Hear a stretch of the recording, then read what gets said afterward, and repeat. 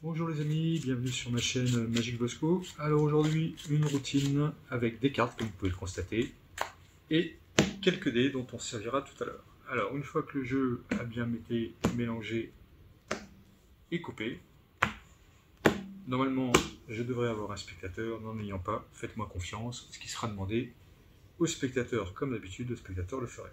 Donc, vous lui dites qu'il prenne une partie du jeu, voilà, qu'il la pose par ici.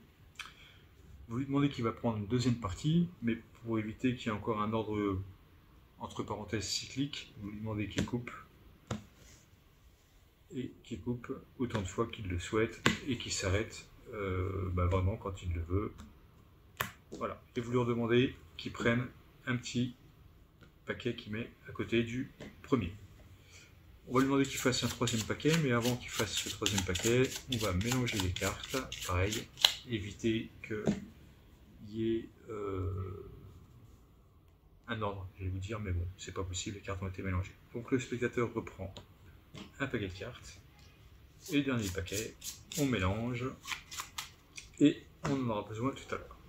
Alors, maintenant, vous avez demandé au spectateur qui jette les dés. Donc avant, vous vous assurez bien que les dés soient réguliers. Oui, on a un 5, un 3 et un 3.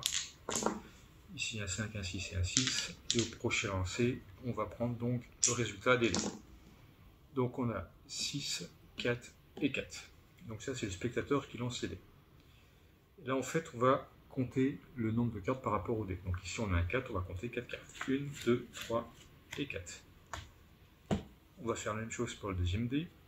Donc 1, 2, 3 et 4.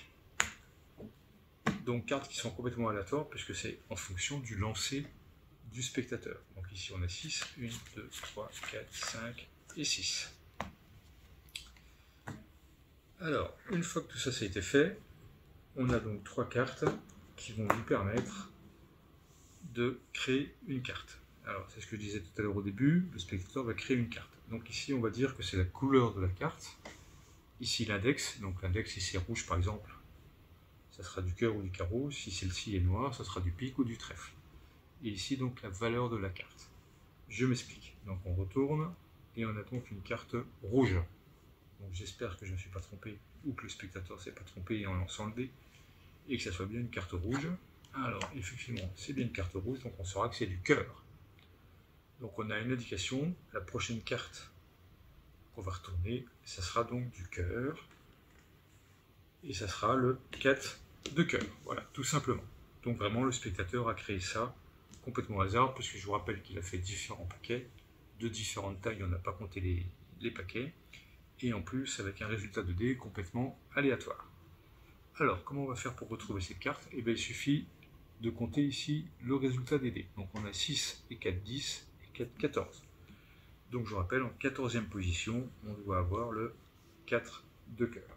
Donc on va compter 1, 2, 3, 4, 5, 6, 7, 8, 9, 10, 11, 12, 13 et 14. Donc avouez que ce serait un véritable miracle, si on avait donc bien le 4 de cœur. Voilà. Eh ben, je vous remercie les amis. Si ça vous a plu, on n'hésite pas, des gros pouces, des commentaires. Et si ce n'est pas fait, je vous invite à vous abonner pour recevoir mes vidéos. Ciao, ciao!